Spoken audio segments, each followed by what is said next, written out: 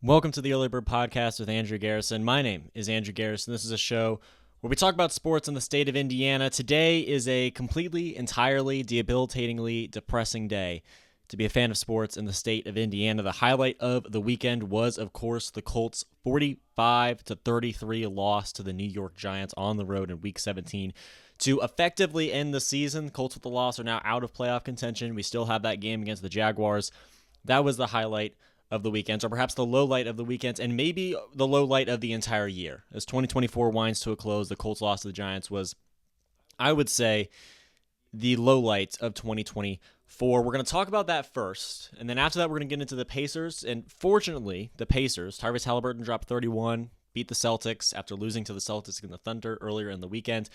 Thankfully, the Pacers brought us Indiana sports fans some sense of normalcy, some sense of hope, perhaps, as the Colts, of course, break all of our hearts on Sunday. So the Giants gave us something to feel okay about after the Colts loss.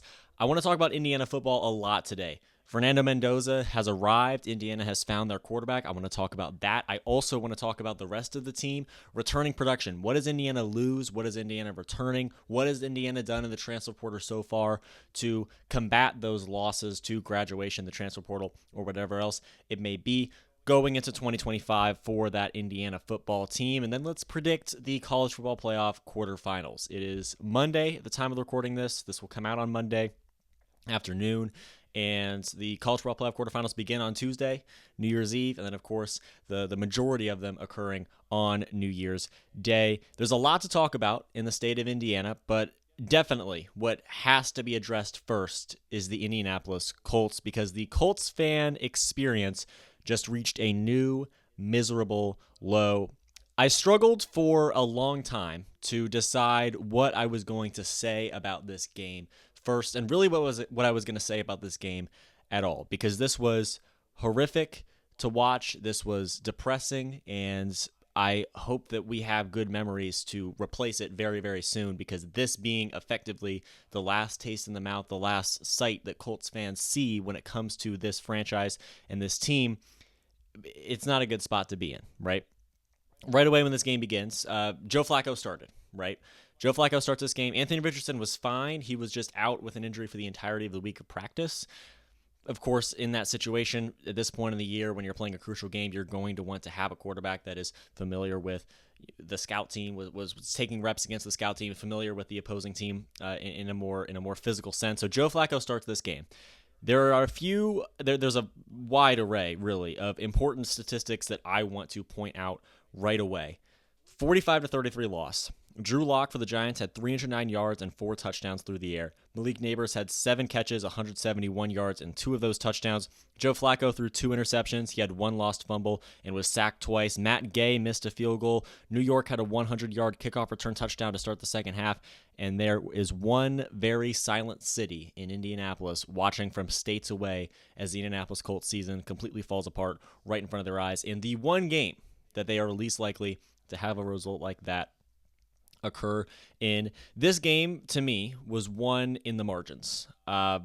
Indianapolis outgained New York through the air. They threw the ball better at a more effective rate than the Giants did. They ran the ball better with Jonathan Taylor than the Giants did with both Tyrone Tracy and Devin Singletary. Indianapolis objectively has the better roster. They objectively have the better team. But New York won the turnover battle. And New York won in the margins, really, where they had those big plays. You, of course, had that kickoff return touchdown. The Colts missed that field goal.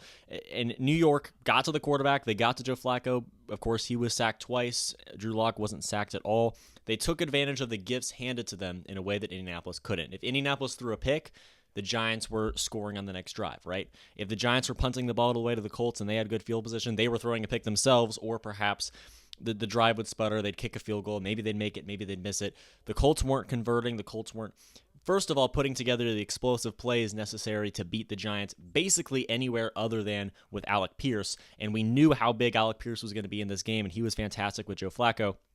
But other than that, the Colts didn't really have much play down the field. They didn't have as many explosive plays as you would anticipate them having against a team like the Giants. And across the board, when Indianapolis had a chance, when they were given an opportunity, when they were gifted an opportunity of a drive or a play or some lucky break, by the New York Giants, who prior to this game had 2 wins. This would be their 3rd win on the year. It's week 17. The Colts didn't do much with it, and this is a game where you have to make something happen. When you're given a gift, whether it's a punt, whether you force a 3-and-out and the offense gets the ball back, or whether the Giants make some mistake, some misread, some miscommunication, and that forces a 2nd and long. Defensively, you have to take advantage of that. The Colts just didn't take as much advantage of the opportunities they were given by the Giants as they needed to, and that's a major reason, partially, why they lost. The Giants, of course, come into this game with a lot of fight, and right away when they start off, they jump out to that lead where they have that interception, they score that touchdown, they go up 7-0, and all of a sudden the Giants start to believe that they have a chance to win this game, and they ran with it, completely and entirely. Last week against the Falcons, the Giants fell apart. They lost 40-7. They kind of gave up. They rolled over. And the Colts had to have a fast start to force the Giants to roll over just like they did before. And the Giants took an early lead. And all of a sudden in their heads, the conversation begins to flip and the thoughts begin to turn to the idea that maybe the Giants can win this game. And they ran with that idea. Drew Lock played incredibly. The Colts floundered. And what do you know? The Giants won. It's really an effort problem to me for the Colts. Pat McAfee went on a rant on Twitter. I think he was absolutely right. I felt very validated by all of his words there. There wasn't enough of a sense of urgency in this game. With 4 minutes left in the first half, as we dwindled down to the 2-minute warning, the Colts had a drive and an opportunity to score. It didn't feel like they had the urgency, and part of that was because of Steichen keeping them in a regular tempo offense, right? Not picking up the pace at all, no huddle presence at all whatsoever. And the Colts in that drive, it just didn't feel like they had the urgency to push themselves forward to score. And that's a sense of really a lack of effort. And it's a situation where whether it's coaching, whether it's players, I think it's both. I think it primarily falls on the way this team is being run, the way it's being handled, whether that's a general manager problem, whether that's a head coach problem, a larger coaching staff problem, an owner problem. The Giants really outplayed the Colts, which is completely not okay when the Colts are playing for a playoff spot and the Giants are playing for absolutely nothing and are honestly even incentivized to lose so they can get a better draft pick. The Colts somehow in this game fell apart completely, and it was partially because of that lack of urgency. The team wasn't ready. The defense was getting picked apart by Drew Lock, right, who's barely started this year, and we're talking about the New York Giants. The offense was completely misaligned the entire day. This team seemingly wasn't ready for the 2-win New York Giants. And if that's the case, then we didn't deserve to be in the playoffs anyway. At this point, the Colts are just wasting talents because this is another year where a talented team with a young quarterback with plenty of pieces around him, plenty of pieces, truly quality pieces around him that could potentially fuel this team towards success. This is a team that has the opportunity to make something happen, make the playoffs, maybe win a couple games while we get there. And again, it's a 9-8, or in this case, 8-9, maybe 7-10 year where the Colts are wasting talent. In these talent years of Alec Pierce, Michael Pittman Jr., Jonathan Taylor, great example, Josh Downs, A.D. Mitchell, these young players who are only going to be young for so long and are only going to be in their primes for so long for the players in that list that are, we're wasting those years, right? We're not optimally utilizing those players or pairing them with an elite quarterback consistently. And it comes down to how the team's being handled because it's an effort issue. It feels like the team isn't fully committed to winning every single week, and that comes down to coaching and whether that's the general manager as well, whether we're putting together a team and fueling this team for success in the way that we need to. It just doesn't seem like that's the case, and we're wasting talent. So whether that means Chris Ballard needs to go, whether that means Steichen needs to go, whether that means we need a new quarterback, I don't really know. We're going to have all offseason to figure that out and answer those questions. But this team has talent, and it's a playoff caliber roster, and they're not using it the right way. They're not using it in the most optimal manner. And that's the most frustrating thing a Colts fan or a fan of any team can possibly experience. And it's indicative of a middling 8-win, 9-win, 7-win team year after year that never has a high enough draft pick to cause significant change. And in the draft and in free agency and across the board, can't seem to scrounge together a team or a group of pieces or a roster and a management of that roster capable of bringing the Colts to a higher level that they have not achieved since 2020. That was the last time they made the playoffs. They went 11-5. The quarterback question is something that I am very curious about because Anthony Richardson may be the solution and he might not be. We can't bring in another old and fading quarterback, in my opinion, because that would waste more roster talent, right? We at this point we have a group of young receivers. Jonathan Taylor is getting older, but we have largely a young team with a group of young players. capable of doing great things in this league and in this postseason. So the Colts, obviously it makes sense, draft a young quarterback like Anthony Richardson, nurture him, develop him, turn him into someone capable of doing great things in the postseason, get to the postseason, do great things, win a Super Bowl, right? Anthony Richardson right now hasn't quite shown that level of prowess, and the question is whether or not he is the long-term solution and if he can take us where we want to go. And when I say that, I mean Super Bowl, because when you draft a young quarterback in the first round, especially that high, the thought is that he is going to be the guy that's going to take this team to a Super Bowl. We'd waste if we bring in Kirk Cousins, for example, or someone along the lines of Sam Darnold is who I was thinking of. Someone like that, and he's a bad example, but Kirk Cousins is the best one. Bring in someone like Kirk Cousins, Jimmy Garoppolo, right? Bring in an old, fading, aging quarterback once again. If we just continue that trend, the Colts are going to lose interest. The fans are going to lose interest. There's going to be a passion for the Colts that just dwindles, and we're going to waste more roster talent years because that quarterback's going to be lackluster. He's not going to be able to take us to the next level. And once again, great players, great receivers, great running backs, a great defense is not going to be able to take itself to the next level. We couldn't really draft a new quarterback, right? Because that would set us back a couple of years. It'd be a real major risk because you'd have to pick the right guy. And if you don't, then you just set yourself back a few years and reset this cycle where we have another couple years of trying to figure out if the new quarterback is the right fit, the same way we have been with Anthony Richardson. And the real question is whether or not Anthony Richardson is even good enough to take us where we want to go. If we stick with him, could be great, could be the right decision. Maybe it completely falls apart and we're set back 5-10 more years, and then we just have to keep rebuilding and restart once again with a new core group of young players. That would be the worst case scenario. Or if we switch to a different quarterback in some way, maybe it's worse. Maybe it's worse than what Anthony Richardson could have been, and maybe the team is worse, and maybe, again, they're set back for another group of years, truly. And as this core group of players gets older, Jonathan Taylor is eventually going to age out. The defense, pieces of this defense are eventually going to get too old. It's pick your poison, really. Every answer, every question, every answer to every question, every opportunity, it seems wrong. It feels incorrect, and it feels like there's nothing this team can do right. Assuredly, it's purgatory. It's a painful, grueling, frustrating, demoralizing purgatory where this team is in the middle of the pack every single year, just outside of the playoffs, doesn't have high enough of a draft pick to spur major change, and we don't know what to do with our quarterback situation. Because is Anthony Richardson the answer? Maybe. But we don't have strong evidence either way, and whether we stick with him or go in a different direction or temporarily go in a different direction, even like we did this year with the Joe Flacco situation, it's going to cause outrage.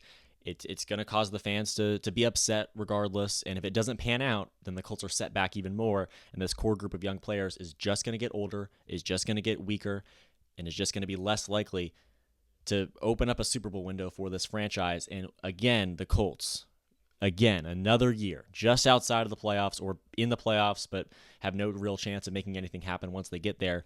Once again, the Indianapolis Colts remain in purgatory and remain in this position where it feels like something bigger needs to change. And the question is whether or not the Colts are going to be willing to make that change, because to lose to the Giants this bad, to let 45 points be put up on a team that usually lets up only 14 in Week 17 in a meaningful game with the playoffs in sight, that is absolutely unacceptable. And I surely hope that this is the wake-up call that allows the Colts to realize that something bigger needs to be fixed if this team is going to go to the next level. Okay, let's get back to the positive side of things in Indiana. Something more hopeful, something more inspiring, something truly just more positive is the fact that the Pacers very well could be poised for another deep playoff run.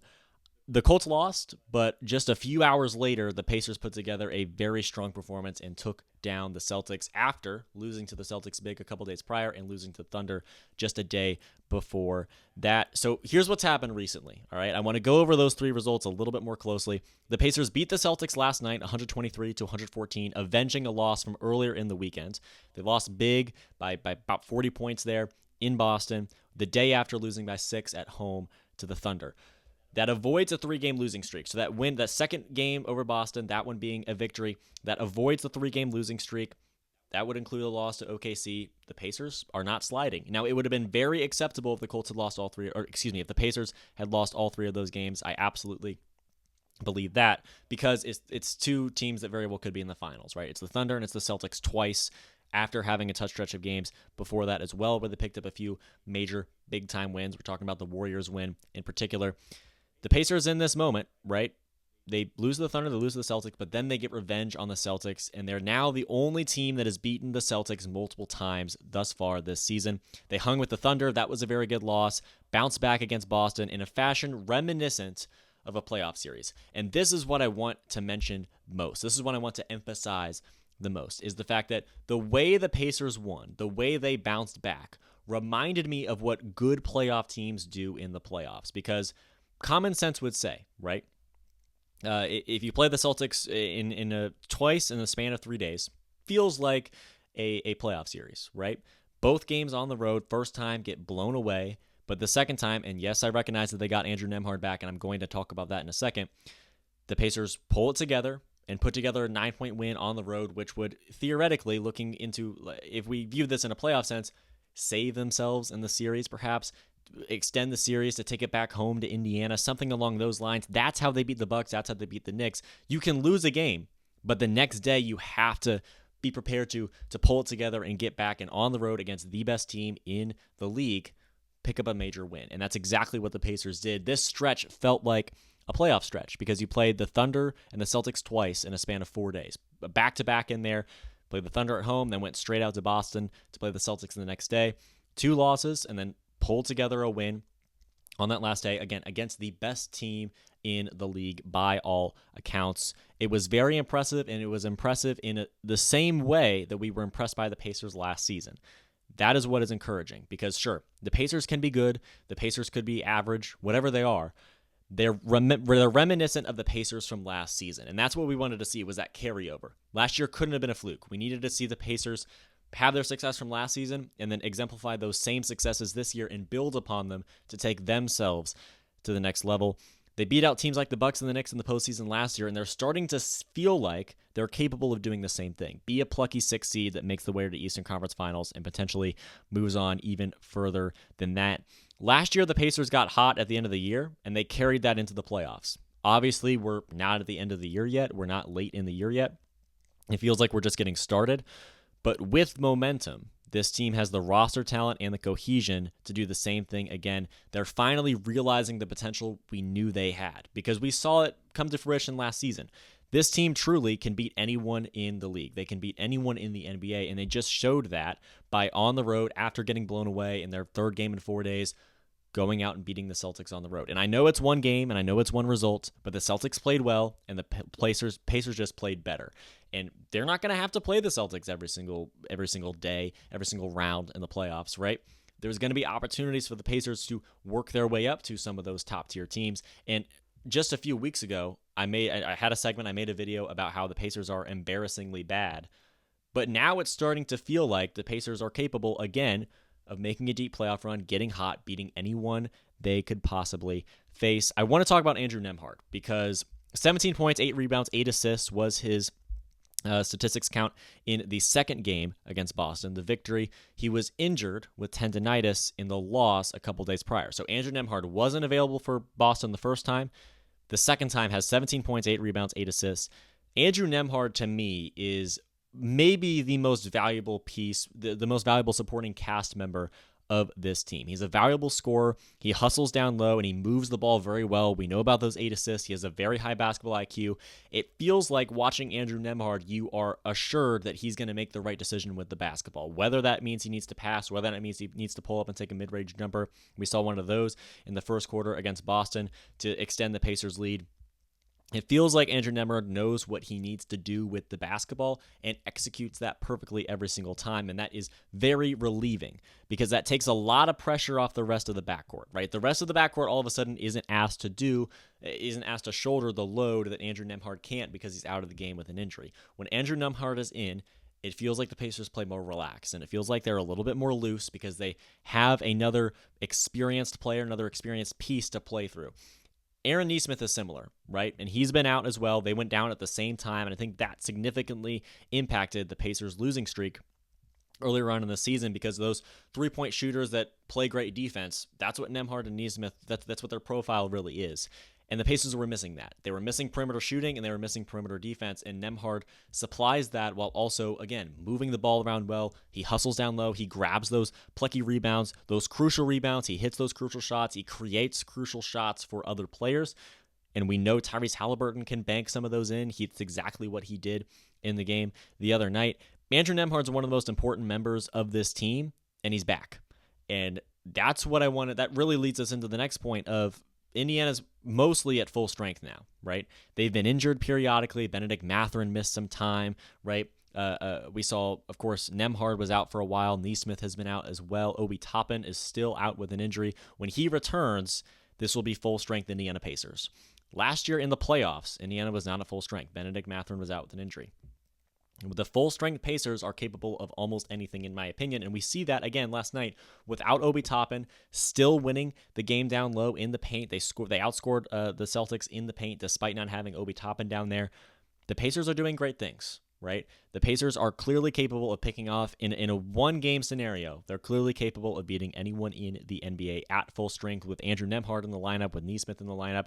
Hopefully with Obi Toppin back in the lineup soon as well. Tyrese Halliburton had 31, and I think Nembhard is really the piece that frees up the rest of the team and the rest of the backcourt in particular, where they can relax, they can breathe for a little bit. They know Nembhard's going to put together at least 10 points a game. And we know he's going to have rebounds. We know he's going to have assists. And when the Pacers need it, when they're down by 2 or 3 possessions or up 2 or 3 possessions, Nembhard keeps them afloat and keeps them ahead of some of those high contending teams that they're playing against with those big-time defensive rebounds, with those big-time mid-range shots, with those hard physical drives to lay up, or even just with an assist to open up some space in the corner for someone like Jarris Walker or Tyrese Halliburton or Pascal Siakam, anyone, to knock down a 3 to keep the Pacers just ahead or catch them up to a team just ahead of them on the scoreboard in the fourth quarter. Nembhard is going to be crucial in the fourth quarter of big-time games, and if he stays healthy and if the Pacers stay healthy, I honestly believe that they're capable of anything. If there was ever a time that the Pacers have appeared to be capable of achieving greatness similar to what they achieved last season,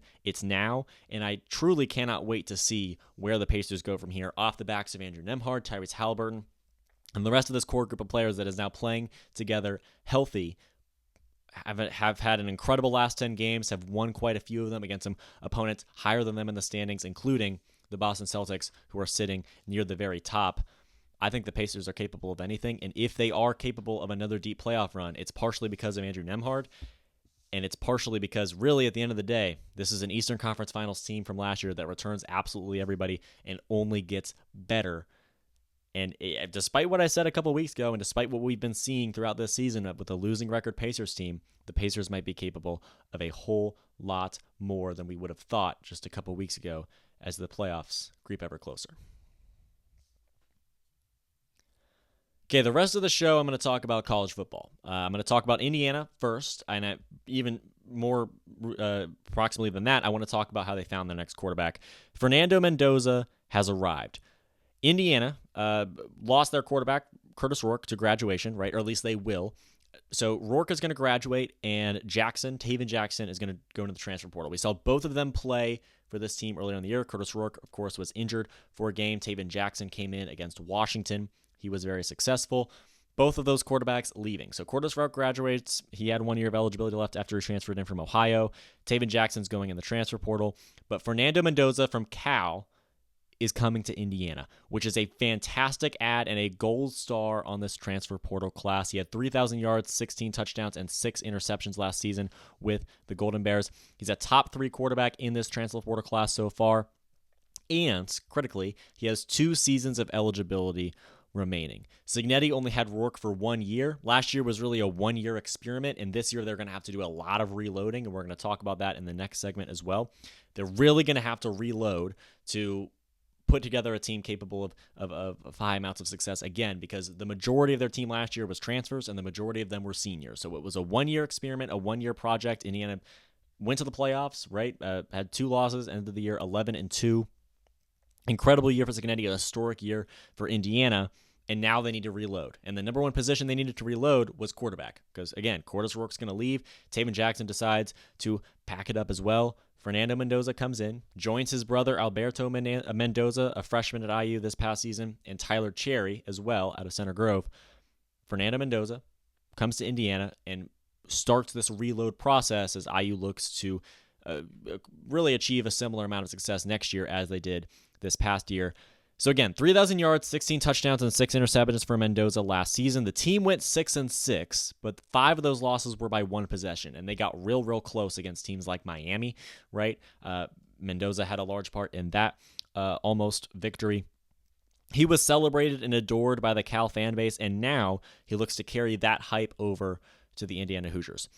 Both him and Rourke are pocket passing types, right? Neither one has a particularly substantial presence on the ground, which I find fascinating and I find significant, right? Mendoza is more mobile and he's capable under pressure. So if he's under fire, he's able to move around a bit more. He can run. He just hasn't been schemed up to run when he was at Cal. So he is mobile. He can scramble. He can throw from outside the pocket. And sure, of course, Rourke can do those things too. I just think, based on what I've seen, Mendoza can do it better. He could be schemed to success on the ground. I think Signetti and this coaching staff, if there's going to be designed quarterback runs, if there's going to be speed option or read option opportunities or any form of play action, I think Mendoza can be schemed into success there. I think he has the play style that could imply that he has the ability to succeed in those areas. He threw for a similar amount of yards to Rourke, just over 3,000, but he was at Cal, and now he's going to be facing these Big Ten defenses. I think that he's a very capable, talented, and a spectacular starting quarterback. It may take him a second or two to adjust to a new roster scheme and program, but the next season starts off soft, right? The schedule starts with Old Dominion, Kennesaw State, Indiana State, Illinois, at Iowa, a bye week, and then Oregon on the road.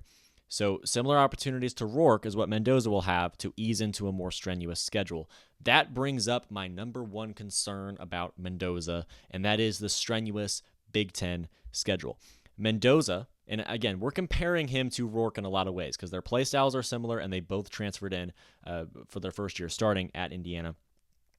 Mendoza hasn't faced a defense as proficient as Oregon or Penn State's ever. He was at Cal. The best team he played against was Miami. They lost by 1, but Miami wasn't exactly known for their defense in the same way that Oregon and Penn State are. 2 top 10 defenses across the board, run defense, pass defense. Oregon and Penn State are incredible. They're in the top 4 in the College Football Playoff rankings. They're both in the College Football Playoff, and their defense has a large reason. It is a large reason for that. So sure, Mendoza's going to have opportunities against Old Dominion, Kennesaw State, Indiana State, and more, and some of those weaker Big Ten opponents to ease himself into the offense, the scheme, get used to his receivers, get used to his offensive line. And yes, he performed well in the game against Auburn, but there's still another gear to the elite caliber, the elite tier of college football defense that Mendoza just hasn't been exposed to yet, right? Indiana goes to Oregon and to Penn State next season. Those are their 2 toughest games. It's arguable that Indiana will be favored to and expected to win every single game on their schedule except for those 2. And those are 2 very difficult games. This past year, they only had 1 true tough road environment, and that was Ohio State. I think the Michigan game is a very underrated win. Even before Michigan beat Ohio State, I thought that win meant a lot, but it was at home. You have to go to Penn State, very well could be the whiteout. You've got to go to Oregon, a very difficult, very, very, very, very difficult environment out west, especially now that they're in the Big Ten and competing as high a level as they are. The same was true for Rourke, and we saw how that went, right? Rourke was awesome. He was incredible at home. He was incredible against opponents at a similar to or lower level. But what happened when Rourke played Ohio State?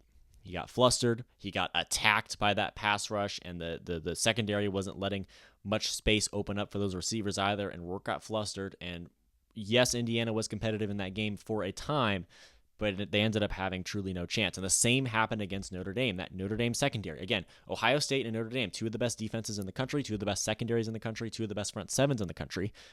Flustered Rourke and put him in a situation where he didn't feel like he had much that he could do, and it didn't feel like Indiana could do anything offensively against either one of those schools until, of course, we got to garbage time. 27-17 loss to Notre Dame was not a 27-17 loss. That was a much worse game for the Hoosiers than it appears. A couple of those scores happened in garbage time. Same with the Ohio State game. 38-15. It was worse than that, to be totally honest with you there. So Rourke got flustered. When he was playing those elite defenses on the road, it happened twice. Ohio State and Notre Dame Indiana fell apart and they couldn't do anything offensively. That's the one thing that Indiana needs to change. That's the one thing that Indiana needs to do better. They did everything perfectly all year long. They destroyed teams, Purdue, Nebraska, but all those inferior opponents you can beat up on as much as you want. What happens when you have to go on the road against a top-tier caliber defense? If the college football playoff system stays the same, it's likely that Indiana will have to do it 3 times, right? If they were to get in, right, they would have to do it 3 times. Go on the road, most likely to a very raucous environment against a very proficient defense. Can the quarterback pick apart that defense? Probably not, but can they at least hold their own? I hope so, because Rourke couldn't do it against Ohio State or Notre Dame, and I worry that Mendoza won't be able to do it against Penn State or Oregon either, considering the fact that we haven't seen him be asked to do anything like that yet. Now, that doesn't mean that he isn't capable of it. It just means he hasn't been asked to make that happen yet. He hasn't been asked to go into an environment like Oregon or Penn State and perform at a high level. It's not something that's on his resume so far. Same was true for Rourke. We had no idea how the Ohio State game would go. It started off very well and went off the rails very quickly. The Notre Dame game was similar, except that one didn't start off well. That one just fell off the rails right away, and there was nothing the Hoosiers, it felt like, they could do. So Mendoza, that's my one concern. I think he's awesome. I think he's more mobile than Rourke. I think he throws the ball very efficiently. I think that Mendoza is a fantastic add, and he's one of the most highly coveted transfer quarterbacks for a reason, and Indiana landing him is a massive gold star on this transfer portal class and a massive reason for hope for 2025. 2024 might not have been a fluke. Cignetti might really be building the next powerhouse, and this ad in the transfer portal of Fernando Mendoza exemplifies that idea exactly. The question, though, is can he be effective against top-tier defenses? We don't know. The upside is he's a more long-term solution. He has 2 years of eligibility remaining. Like I said, last year was a 1-year project for Cignetti. Rourke had 1 season. If Rourke was returning, the question about the conversation around IU might have been very different prior to this transfer occurring, right? Because you have a quarterback who now has played Ohio State and lost, now has gone to the playoff and fallen off the rails against Notre Dame, and still has beaten up on Nebraska and Purdue and Western Illinois and whoever else was on that schedule. Now he returns for a second year and potentially has an opportunity to make it happen again. This is a long-term investment for Cignetti. Mendoza coming in for 2 years assures that they're going to have a high-level quarterback most likely for the next 2 years, and means that when Cignetti is reloading this roster and rebuilding this roster, he can do so around Mendoza for 2 years rather than just the one where it's a 1 year, put together as many high-quality players as you possibly can and see what happens. It's not the case anymore. Now you got some Power 5 transfers coming in. A great example is, of course, Mendoza, and all of a sudden, this team in Indiana, this program, is starting to develop longevity. And Mendoza allows them to have more longevity because he's going to be around for 2 years, whereas Rourke was only around for 1. So he's going to build a core roster. Cignetti's going to build a core roster that will make up the next 2 years rather than just the one, potentially giving Mendoza 2 shots to, sure, maybe he falls off the rails against Oregon and Penn State the same way Rourke did, but then he has a second year to bounce back from that. And that is what is going to allow Cignetti to have more wiggle room and more room from error, more room to learn, and more room and more time to take Indiana to the next level, as if he hasn't taken Indiana to unforeseen levels and unforeseen heights already. It's a good day to be a Hoosier. It's a good day to be a Hoosier, an Indiana Hoosier, I should say, an Indiana University Hoosier. And as the Colts fall apart and break all of our hearts, the Pacers give us hope, the Indiana Hoosiers give us hope, and I'm very, very excited to see how Fernando Mendoza does next season, especially early on against teams like Old Dominion, Kennesaw State, even those conference games against Illinois and Iowa. What happens as Mendoza ramps up towards that Oregon game, the same way Rourke ramped up towards really the Nebraska game, but truly the Ohio State game. If Indiana is able to expand upon their successes this year, if they're even able to match their successes this year, the idea that Cignetti might be the next Nick Saban would be very much in the conversation, and Mendoza is a major piece that is going to help that narrative have a chance of being true.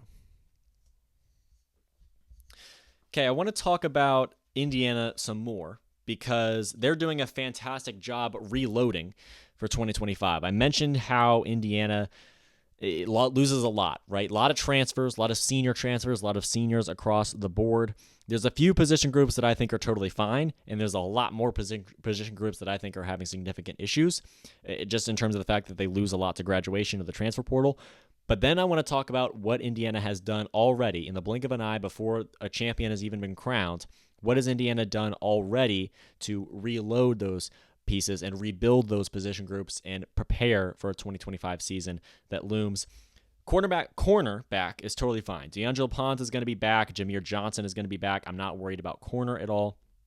Receiver, in my opinion, is largely going to be fine. Miles Cross and Miles Price are gone, but Elijah Surratt, number one receiver, he's back. Omar Cooper Jr. had some great moments throughout this past season. He will return. Mekhi Jackson comes in from the transfer portal from Appalachian State. He's going to be a major piece, and I think that he, right away, fills in for those lost receivers and fills in for that lost talent and really fills out this room and allows Mendoza now to have some multiple strong quarterback opportunity or strong receiving options, right? And strong receivers to throw to. The position groups that I was most worried about were quarterback, which is obviously totally fine now. Top two quarterbacks bounced to the transfer portal in graduation. It was just Tyler Cherry and Alberto Mendoza until Fernando Mendoza arrives, and now quarterback is totally fine. That's squared away. Running back. This one was squared away as well in the transfer portal already, but Justice Ellison and Tyson Lawton both graduating. That's 90% of their rushing production. They're both gone, but they reloaded, and we're going to talk about that in a second. The front seven was a concern as well. Aiden Fisher would be the only returning starter on the front seven. The entire starting D line has been gutted. So the question now for IU is how have they utilized the transfer portal so far? Quarterback has been fully replaced, right? We talked about that earlier. Fernando Mendoza is equal to or better than Rourke, 3,000 yards, 16 touchdowns at Cal. He comes in, quarterback squared away, right? So major issue at quarterback, alarm bells, so their top two guys leave right away, refilled and reloaded by Fernando Mendoza. The running back room, in my opinion, is fully rebuilt as well. We see Lee Beebe transfer in from UAB. He was a third-team All-AAC player. He had 884 yards and 7 touchdowns. He's joined by Roman Hemby, who comes in from Maryland. He scored twice against the Hoosiers in Bloomington this past September. He had 607 yards and 6 touchdowns and led the Maryland RB room there. So right away, starting number one Big Ten running back in Roman Hemby. We have a very strong group of 5 running back in Lee Beebe as well. I hope that they're going to be able to effectively replace and refill the running back position that is vacated by Justice Ellison and Tyson Lawton. The interior defensive line was largely rebuilt. Hosea Wheeler is going to transfer in from Western Kentucky. He was highly coveted and tackles the best out of all of the defensive tackles in the Conference USA. Dominic Ratcliffe transfers in from Texas State as well. So the interior defensive line, defensive tackle, nose tackle, they should be totally fine. Safety was partially rebuilt. Indiana lost a lot of safeties, almost all safeties on the roster, at least on the traveling roster across the board. Luis Moore is coming back from Ole Miss. So he was in junior college. He came to IU. He transferred to Ole Miss and now is transferring back to Indiana for his final couple seasons there. So Luis Moore is back at safety. They also, Indiana, added some depth to some pieces to some positions that I would argue are already filled or already going to be fine, right? Cornerback is improved by Amarian Knighton from Northern Illinois. He had the interception that set up the scoring drive for the game-winning drive for Northern Illinois against Notre Dame earlier in the season. He comes in from NIU, so that makes the cornerback room one of the most proficient areas of this team. D'Angelo Ponce is coming back, Jameer Johnson, and Amarian Knighton. That is a star-studded room. Corner will not be an issue for the Hoosiers in 2025. The receiver room, bolstered by Mekhi Jackson from Appalachian State, right? That's a big one. Tight ends is accentuated by Riley Nowakowski, coming from Wisconsin as well. So plenty of pass catchers for Mendoza to choose from. Cornerbacks should be totally fine. And honestly, the cornerback room just gets better from IU from one year to the next. The running back room should be rebuilt. The quarterback room should be replaced. The interior defensive line should be fine. There's a couple areas that I think still need to be addressed. I'd like another piece in the secondary. I don't think that there's enough safety talent on the team right now. So watch that in the transfer portal. We should get another safety, and edge rusher is another position that could use some work, right? Interior defensive line was rebuilt, but the edge rusher positions are still a little bit lackluster. No transfers coming in there. Sure, maybe the second string, third string guys on this team already are capable, but I would like to see some more high quality adds in the secondary, primarily at safety and at edge rusher for IU. But across the board, already they have been reloading very, very effectively. They've done a fantastic job. Cignetti really is developing a program with longevity and long-term solutions for the Hoosiers moving forward. Quarterback will be fine. Running back will be fine. Interior defensive line will be fine. Cornerback will be totally fine. The receiver will be fine, in my opinion. Across the board, Indiana is prepared to running back in 2025. They've got a tough schedule there. They've got 2 tough games, at Oregon and at Penn State. We're looking to see if they can add some Power 5 transfers rather than primarily Group of 5 transfers last year and really build up a roster, especially through those recruiting classes that are only going to improve, build up a roster that's capable of going back to the playoffs, potentially going to a Big Ten championship game, maybe winning the Big Ten championship game or at least one game in the playoffs. That's the next step for Cignetti. But next year, 2025, is really about proving that he can maintain that level of success, going 11-2, something like that. 10-3 would be totally fine. 10-2, of course, at the end of the regular season would be certainly enough and certainly would suffice for the Hoosiers. 2025 isn't necessarily about elevating yet. I would say 2025 is about proving that they can maintain that high level of success as they did in 2024.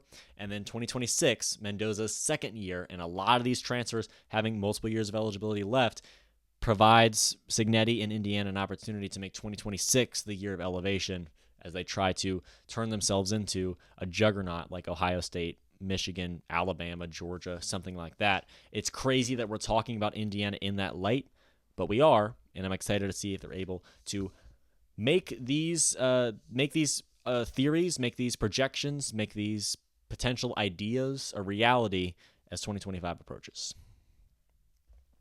Okay, we're done talking about Indiana for today. I want to talk about the college football playoff from a more national perspective. I want to predict the 4 quarterfinal games. This episode is being recorded on Monday, so Penn State plays Boise State tomorrow, and the rest of the games are occurring 2 days from now on New Year's Day.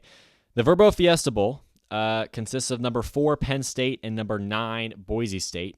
Penn State is favored by 11.5. Boise Boise's number 2 in the country in sacks. So the 2 things about Boise State are Ashton Jeanty and that pass rush, right? Boise blitzes a lot. They put a lot of guys in the box, and they throw a lot of players. They throw a lot of defensive power at the quarterback. They get after it, right? And on the same time, on the other side of the ball, they get after it with Ashton Jeanty. So Ashton Jeanty is going to, of course, be a member of this team that is going to fuel the offense. Ashton Jeanty has to be clicking, and he probably will be, even though he hasn't yet played a run defense like Penn State to this point. So Ashton Jeanty on offense, he's going to have to be the workhorse, and we expect him to be. Boise State also is number 2 in the country in sacks. So if they're able to get to the quarterback, if they're able to get to Drew Allar and fluster Drew Allar, Boise State might have a real good chance, because if they can grind that Penn State offense to a halt, if they can really slow down Allar, slow down that offense that put up a ton of points on Oregon just a couple of weeks ago, maybe, just maybe, Boise State frees up some room, frees up some time for Ashton Jeanty to work his way down the field, a couple explosive plays here or there. Next thing you know, Boise State's up by a score or down by just 3 in the fourth quarter, and maybe they can steal away this win from Penn State. They have to work themselves into a position where they have a chance in the fourth quarter. It's a chess game, right? Boise State is most likely not going to be able to just go out and win it and dominate right away. They're going to have to work their way to that point, and that's going to take some time, and it's going to take some methodical working down the field. It's going to take some really strong defensive stops. It's going to take some big plays with the pass rush. It's going to take forcing some third and longs. Boise State just needs to be in a situation where it's 24-21 in the fourth quarter, and they have the ball with 8 minutes left, and Ashton Jeanty can look for an opportunity to score again. That's the point that they want them to be at. That's where they have Penn State right where they want them. Conversely, Penn State has a lot of opportunities to make sure that is out of the question, right? Boise State just wants a chance at the end. Boise State just wants to be in contention, down by just a score, something along those lines in the fourth quarter. That's what Boise State is looking to achieve. Penn State, on the other hand, has a lot of opportunities to make that not the case at all. Boise is in the 100s in explosive plays allowed, and that is problematic because they send a lot of players into the backfield to get after the quarterback, right? They put a lot of emphasis on getting to the quarterback. They put a lot of emphasis on that pass rush. If they fail, if they can't get to Drew Aller, or if Drew Aller has enough time or is quick enough with the ball firing it out of his hand, he's aware enough to locate the receivers that are in open space that is vacated by those blitzing rushers, right? Because common sense, anytime you blitz, anytime you send multiple players into the backfield, there's going to be open space where they came from, right? If Aller can find the receivers in those spots, he can just chip away at Boise State, 7 yards, 6 yards, 4 yards, and Boise State's in the hundreds in explosive plays allowed. Drew Aller, the way Penn State plays offense, they don't throw the ball downfield nearly as much as they just check it down. And if you throw too much emphasis on Drew Aller and can't succeed, you can't hit home, you can't actually bring down the quarterback, he's going to pick you apart, he's going to dissect you, and at least a couple of those check down 7-yard throws is going to break away for a touchdown because Boise State's secondary struggles in that area when they don't have a lot of help and there's one-on-one matchups against a Penn State team that fundamentally has a more talented roster than Boise State does. That's a recipe for disaster. And that's why I think Penn State's going to win this game, right? This run defense is better than Boise has seen all year. Ashton Jeanty is going to have a slow start. He's going to struggle. He's going to have to work his way up. But Penn State, I think just the way they match up with Boise, this offense for Penn State is in perfect position to score and to put points on the board, and we know they can do that because they just did it against Oregon a few weeks ago. I think Boise is better than people think. I think everyone discounts Boise State more than they should, but I think Penn State is in a great spot to win and potentially cover the 11.5 just because of the way they match up when Penn State's on offense. And the fact that we kind of know that Ashton Jeanty is not going to be as productive or as efficient as he typically is on offense for the Broncos, because Penn State's just another level of run defense. It's the same as what we were talking about with Mendoza earlier. Mendoza hasn't faced a defense like Penn State or Oregon. Ashton Jeanty hasn't faced a run defense like Penn State, and I don't think Boise State can win that game any other ways straight up against the Nittany Lions, and that's why I think Penn State brings this one home and advances to the semifinals, marking the furthest Franklin or any of this Penn State program recently has ever gotten. They did not make the 14 playoff ever. Now they would be proving that they deserve to be there with a semifinal appearance after wins over SMU and Boise. The Peach Bowl, Texas is favored by 12.5 against Arizona State. Quinn Ewers has been shaky. I wondered if Quinn Ewers should even stay in the game, in the SEC Championship game. I wondered if Archie Manning should come in. They didn't put him in. They kept Quinn Ewers around. So Quinn Ewers has been shaky. Arizona State could take over that. They could take care of that aspect of things. Cam Scatabo on the ground could take over. And Texas is known to let teams hang around, right? They're known in the SEC Championship game the last time they played, Texas just should have won straight up because Georgia has their quarterback out. Texas should be able to pull away at that point, and they didn't. And, of course, Georgia and Arizona State are different calibers of teams, but they let Georgia hang around. And Texas has been in some close games this year that arguably shouldn't be close. And it's because they shouldn't be close, right? Their only losses have been to Georgia. They've beaten everybody else, but they've let some teams hang around that shouldn't be capable of hanging around with the Longhorns. And that concerns me because Arizona State, with Kenny Dillingham and with Cam Scatabo, this is the type of team that could take advantage of that if they're allowed to be down by only one possession in the fourth quarter. The reason why I don't anticipate that actually being a problem and actually leading to an Arizona State victory is, first of all, if Texas had beaten Georgia, how different is this conversation? Well, this conversation wouldn't be happening because Texas would be the 2 seed. And, of course, this game was very close in overtime, and I understand the fact that they didn't actually win, but they could have, and they were very close. And it's the same with Ohio State, which I'll talk about in a second. Texas, if they had beaten Georgia, they'd be the 2 seed. They'd be playing Notre Dame right now. The conversation would be entirely different, and the conversation about Texas and how they're shaky would be different. Now, I don't think that that's true for Texas the same way it is for Ohio State, right? Arizona State doesn't get to the quarterback very much. They don't pressure quarterbacks very effectively, so Quinn Ewers is going to have plenty of time. Yes, he's been shaky, but this is a good matchup for him. I think his offensive line is going to stay stout in the pass protection. I think he's going to have plenty of time to throw the football and find those receivers that should be able to work their way into space against this Arizona State secondary. I just think Texas is better. I don't think they can beat some of those top teams. Texas is going to win, and they're going to play either Oregon or Ohio State, and I don't anticipate Texas advancing to the championship game the same way they couldn't against Washington last season, right? Quinn Ewers has been shaky. Texas lets teams hang around. So they can't pull away, especially against good teams. And Arizona State, don't get me wrong, is a good team. They are at the end of the day, Power 4, Power 5, whatever you want to call it, conference champion. I just think that Texas, the way they match up and the way Texas is, I think that, having played last week as well, doing well against Clemson at home, Texas will be able to advance, carry this momentum into the next game in the next week against someone from the Big Ten who's going to be very, very impressive. Texas will beat Arizona State, but it might be close. Okay, the Rose Bowl, presented by Prudential, consists of Ohio State and Oregon, which is fun because this is a historic Rose Bowl game. It's a Big Ten opponent it's a Big Ten team versus a former Pac-12 team, right? This game has occurred in the Rose Bowl before. It will again. This time, both teams come from the Big Ten, and they're playing in a playoff game. Ohio State is favored by 2.5, which I find very, very fascinating. The reason for that, partially, again, similar to Texas, is the question of what would the conversation around Ohio State be if they had won? What would the conversation around this game be if they had won? They lost to Oregon by 1 on the road earlier in the year. Very, very good loss, very impressive showing, and Ohio State just couldn't quite pull it out, which at the end of the day is fine, right?